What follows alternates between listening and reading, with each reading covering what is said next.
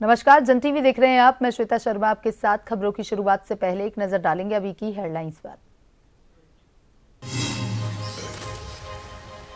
आज शाम थम गया निकाय चुनाव प्रचार का शोर। 22 जनवरी को रवाना होंगी पोलिंग पार्टियां, 23 को होंगी वोटिंग। नगर निकाय में कुल 30.29 लाख मतदाता।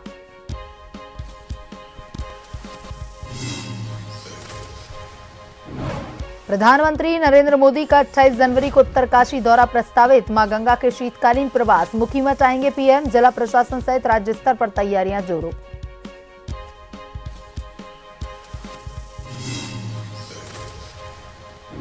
निकाय चुनाव की तैयारी, सुरक्षा को लेकर एक्शन में प्रशासन। लोहाघाट नैनीताल में पुलिस ने निकाला फ्लैग मार्च।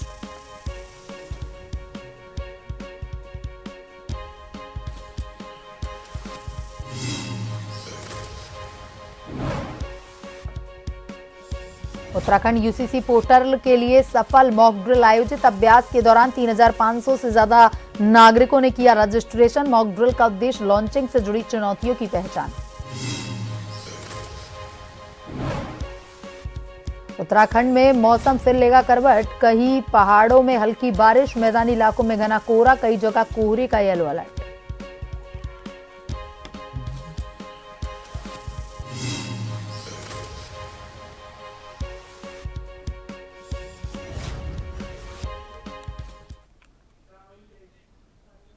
और अब खबरें विस्तार से। उत्तराखंड के मुख्यमंत्री पुष्कर सिंह धामी ने रुड़की में नगर निकाय मेयर पद के लिए भाजपा प्रत्याशी के समर्थन में रोड शो निकाला। वहीं इस मौके पर सीएम धामी ने भाजपा प्रत्याशी अनीता देवी अग्रवाल को जिताने की लोगों से अपील की।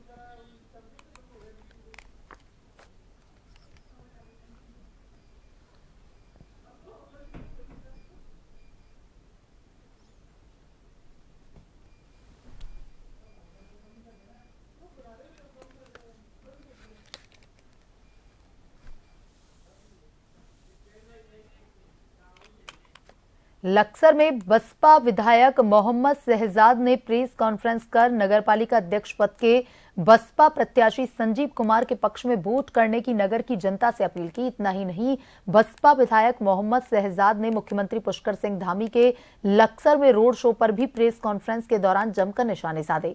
उन्होंने कहा कि 500 या 1000 मीटर का लक्सर बाजार में रोड शो करके लक्सर की जनता का मजाक बनाने का काम किया गया। उन्होंने कहा कि इससे न केवल बाजार में लोगों की दुकानदारी प्रभावित हुई, बल्कि रेड़ी थड़ी वालों को भी वहां से भगाने का काम किया गया।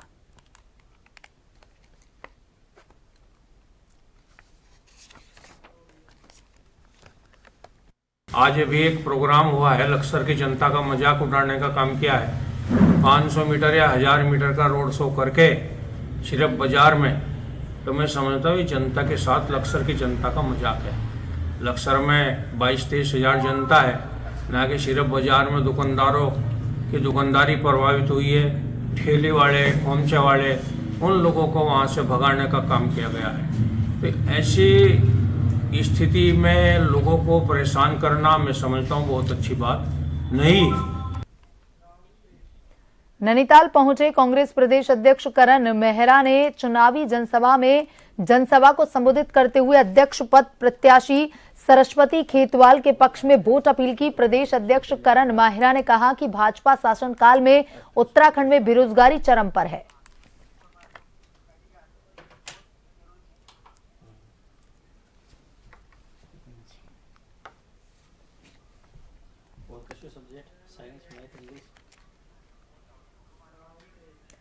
तेईस तारीख को प्रदेश भर में निकाय चुनाव होना है, जिसको लेकर प्रशासन ने सभी तैयारियों को पूरा कर लिया है। सुरक्षा के दृष्टिगत भी पुलिस विभाग द्वारा कमर कस ली गई है। राजधानी देहरादून की बात करें तो चुनाव की पारदर्शिता बनाए रखने के लिए पुलिस फोर्स को तैनात करने की प्रक्रिया भी पूरी की जा चुकी है।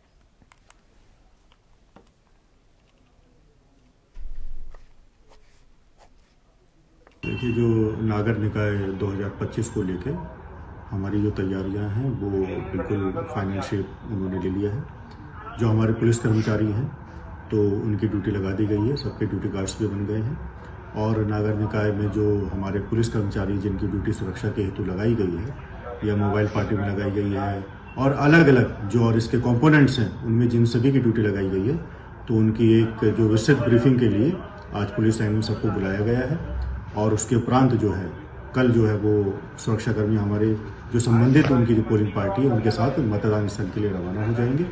इसके अलावा आज शाम को 5 बजे जो है जो चुनाव प्रचार प्रसार है तो वो भी थम जाएगा। उसके बाद जैसे वो डोर टू डोर कन्वेंसिंग है वही की जा सकती है। किसी वाहन वगैरह प्रयोग या रैली वगैरह वो उस पर जो है 5 बजे के बाद उस पर ब्रेक लग जाएगा। नैनीताल में चुनाव को लेकर पुलिस ने नैनीताल में फ्लैग मार्च किया। सीओ प्रमोद कुमार साहा ने कहा कि चुनाव में कहीं भी अराजक तत्वों का माहौल नहीं बनने देंगे। जिन क्षेत्रों में ऐसी स्थितियां हैं वहां पर अधिक पुलिस फोर्स लगाई जाएगी और ऐसे लोगों पर नजर रखी जाएगी। पुलिस इस चुनाव को शांतिपूर्ण तरह से करवाने में अपना पूर्ण योगदान देगी ताकि मतदाता अपना मतदान शांतिपूर्वक कर सके। आगामी नगर निकाय चुनाव को शांतिपूर्वक और निष्पक्ष कराए जाने के उद्देश्य से ये फ्लैग मार्च किया जा रहा है ताकि मतदाताओं के भीतर ये भरोसा जागे कि वो निष्पक्ष होकर अपना मतदान कर सकें। इसी उद्देश्य से ये फ्लैग मार्च किया। 23 जनवरी को होने जा रहे नगर निकाय चुनाव को लेकर एसपी चंपावत अजय गणपति के निर्देश व सीओ वंदना वर्मा के नेतृत्व में पुलिस ने लोहाघाट नगर में फ्लैग मार्च निकालकर जनता को भय रहित मतदान का भरोसा दिलाया। एसएचओ लोहाघाट अशोक कुमार सिंह ने बताया कि एसपी चंपावत के निर्देश तथा सीओ वंदना वर्मा के नेतृत्व में 23 जनवरी को होने जा रहे चुनाव को लेकर जनता को सुरक्षा का भरोसा देने के उद्देश्य से फ्लैग मार्च निकाला गया है। एसएचओ ने जनता से अपील करते हुए कहा, 23 जनवरी को बिना किसी भय व लालच के अधिक से अधिक संख्या में मतदान करें। यदि कोई प्रत्याशी मतदान के लिए प्रलोभन देता है तो उसकी शिकायत तुरंत पुलिस से करें।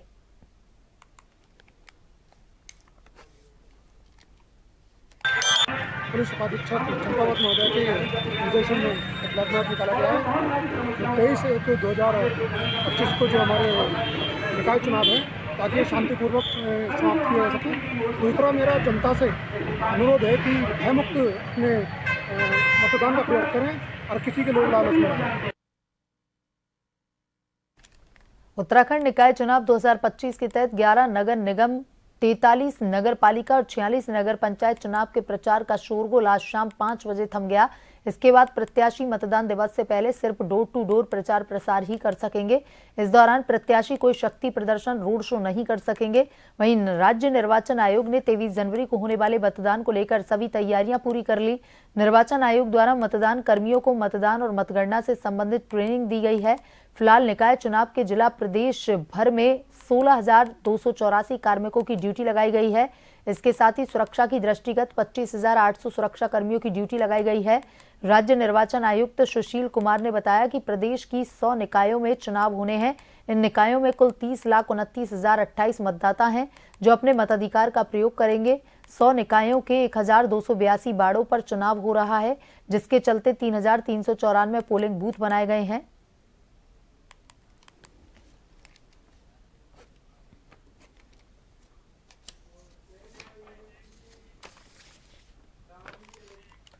पिथौरागढ़ के नगर निगम निकाय क्षेत्रों में निर्वाचन तैयारियों को लेकर राज्य निर्वाचन आयोग की ओर से प्रेक्षकों की तैनाती कर दी गई है।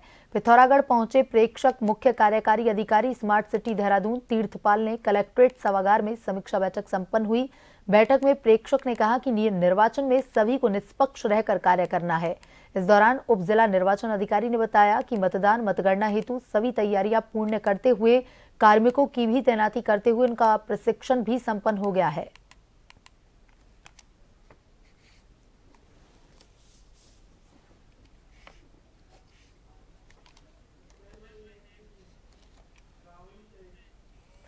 जिला निर्वाचन अधिकारी चंपावत नवनीत पांडे ने चुनावों को संपन्न करवाए जाने के लिए मतदान स्थल, स्ट्रांग रूम आदि का निरीक्षण किया। उन्होंने कहा कि 23 जनवरी को मतदान समाप्ति के पश्चात मतपेटियों को नगर निकाय क्षेत्र हेतु निर्धारित स्ट्रांग रूम में पुलिस सुरक्षा व्यवस्था में रखा जाएगा। इसी क्रम में नगरपालिका परिषद चंपावत हेतु गोरल चौड़ स्थित वन पंचायत हॉल में स्ट्रांग रूम व मतगणना स्थल बनाया गया है।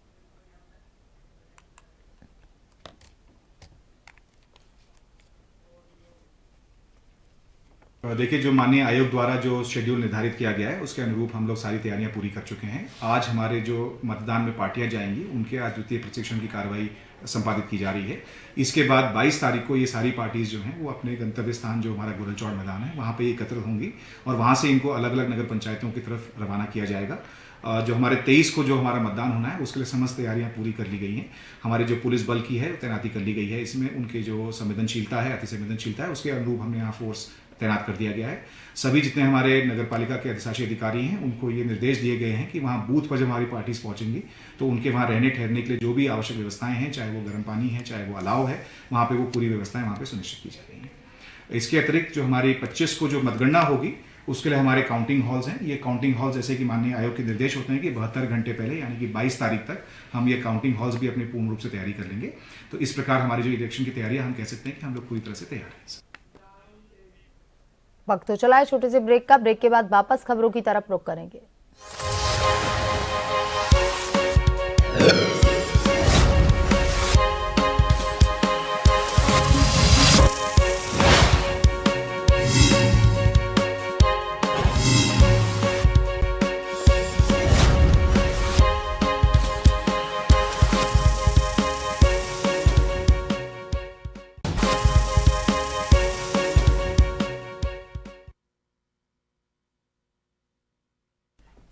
ब्रेक के बाद एक बार फिर से आपका स्वागत है। आइए बढ़ते हैं खबरों की तरफ। उत्तराखंड कांग्रेस में लगातार दलबल का खेल बुलेट ट्रेन की रफ्तार से चल रहा है। बड़े नेताओं से लेकर कार्यकर्ताओं में कांग्रेस छोड़ने की होड़ लगी हुई है। कांग्रेस का बड़ा चेहरा मुक्ता सिंह अचानक भारतीय जनता पार्टी में शामिल हो गई। इसके बाद राजनीतिक गलियारों में चर्चा बाजारों में गर्म हो गई। कांग्रेस नेताओं की बयानबाजी भी सामने आने लगी। कांग्रेस नेता इस बात को लेकर लगातार सफाई देने में लगे हैं। कांग्रेस की वरिष्ठ नेत्री और पीसीसी सदस्य अलका पाल ने पार्टी से हो रहे बागियों के बारे में एक बड़ा बयान देते हुए कहा, नेता कांग्रेस पार्टी से हैं, किसी भी कार्यकर्ता या नेता की पहचान पार्टी बनाती है।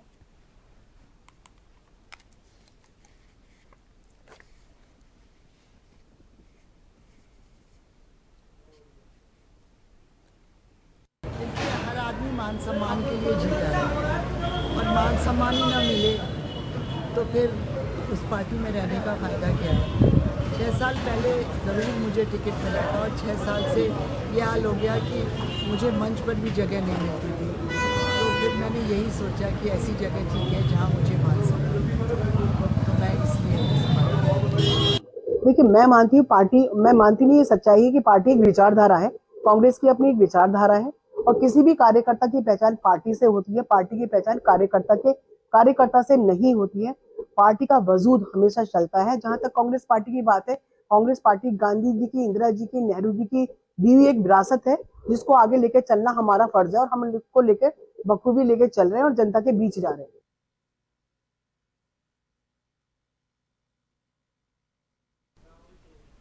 उत्तराखंड सरकार की सूचना प्रौद्योगिकी विकास एजेंसी ने आज उत्तराखंड यूसीसी पोर्टल के लिए मॉक ड्रिल का आयोजन किया। यह मॉक ड्रिल पोर्टल के आधिकारिक लॉन्च से पहले उसकी संचालन क्षमता को परखने की दिशा में एक महत्वपूर्ण कदम है।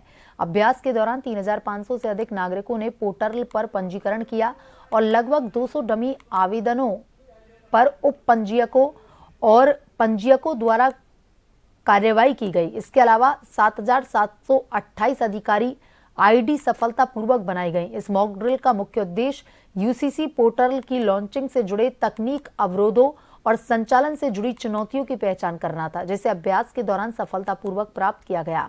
नागरिक मॉड्यूल विशेष रूप से आधार सक्षम पंजीकरण प्रक्रिया में कुछ मामूली तकनीकी समस्याओं की पहचान की गई। इसके अलावा कुछ क्षेत्रों में पंजीयक और उप पंजीयक उपयोगकर्ता खातों के बीच मैपिंग में त्रुटियां देखी गईं।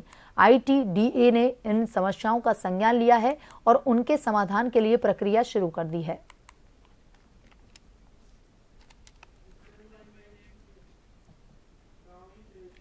राज्यपाल लेफ्टिनेंट जनरल गुरमीत सिंह ने राजभवन में राष्ट्रीय एकता यात्रा पर आए केंद्र शासित प्रदेश लद्दाख के चांगथांग क्षेत्र के छात्र छात्राओं से भेंट की। यह यात्रा भारतीय सेना के ऑपरेशन सद्भावना के तहत आयोजित किया गया, जिसमें 2 शिक्षकों के साथ 20 छात्र छात्राएं शामिल हैं। पहली बार अपने क्षेत्र से बाहर निकले ये बच्चे नई दिल्ली, चंडीगढ़ और देहरादून स्थित विभिन्न संस्थानों का भ्रमण कर रहे हैं।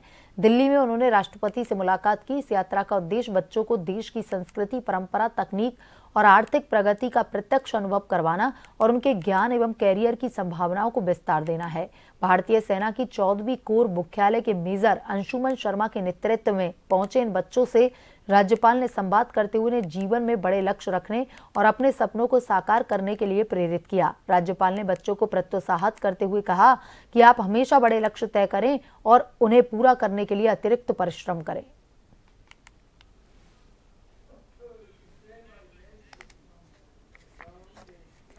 राष्ट्रीय राजधानी में मंगलवार सुबह न्यूनतम तापमान 10.6 डिग्री सेल्सियस दर्ज किया गया। मौसम विज्ञान के मुताबिक दिल्ली में मंगलवार को बादल छाए रहने की संभावना है, जबकि अधिकतम तापमान 25 डिग्री सेल्सियस के आसपास रह सकता है।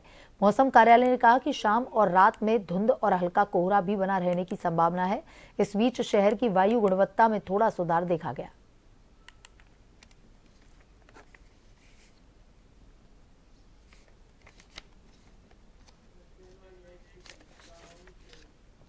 कश्मीर में मंगलवार को शीतलहर बढ़ गई। घाटी में न्यूनतम तापमान 0 से कई डिग्री सेल्सियस नीचे चला गया। मौसम विभाग के मुताबिक अगले 72 घंटे में घाटी में अलग अलग जगहों पर बर्फबारी की संभावना है। कश्मीर वर्तमान में चिल्लई कला की चपेट में है, जो सर्दियों के दौरान सबसे कठोर समय होता है।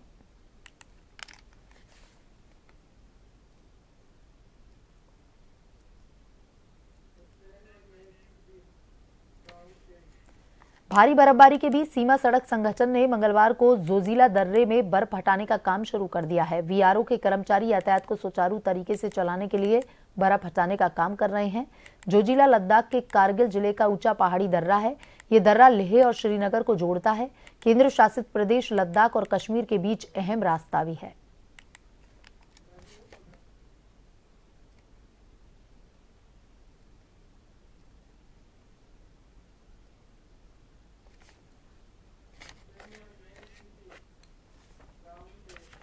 जम्मू कश्मीर में सीमा सड़क संगठन ने मंगलवार सुबह बर्फ हटाने का काम शुरू किया। पिछले कुछ दिनों से हुई बर्फबारी की वजह से सड़कें और घरों की छतें बर्फ की परतों से ढक गई हैं। अधिकारियों ने बताया कि सोमवार को कश्मीर में शीतलहर की स्थिति और भी गंभीर हो गई। घाटी में न्यूनतम तापमान 0 से कई डिग्री नीचे चला गया। मौसम विभाग के मुताबिक अगले 48 घंटे में घाटी में अलग अलग जगहों पर बर्फबारी की संभावना है। कश्मीर अभी भी चिल्लई कला की चपेट में है, जो सर्दियों के दौरान सबसे कठोर समय होता है।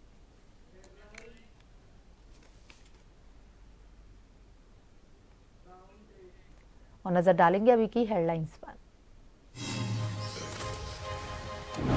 आज शाम थम गया निकाय चुनाव का प्रचार का शोर। 22 जनवरी को रवाना होंगी पोलिंग पार्टियां। 23 को होगी वोटिंग। नगर निकाय में कुल 30.2 लाख मतदाता।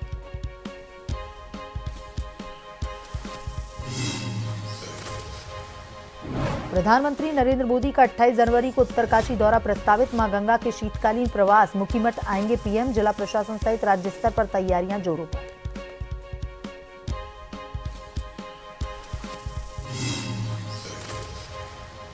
निकाय चुनाव की तैयारी, सुरक्षा को लेकर एक्शन में प्रशासन। लोहाघाट और नैनीताल में पुलिस ने निकाला फ्लैग मार्च।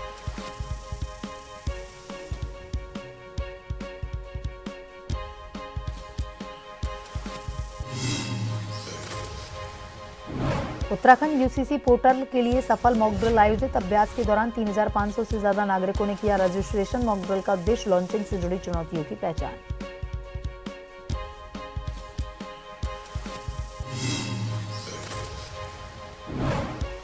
उत्तराखंड में मौसम फिर लेगा करवट। कई पहाड़ी इलाकों में हल्की बर्फबारी, मैदानी इलाकों में घना कोहरा। कई जगह कोहरे का येलो अलर्ट जारी।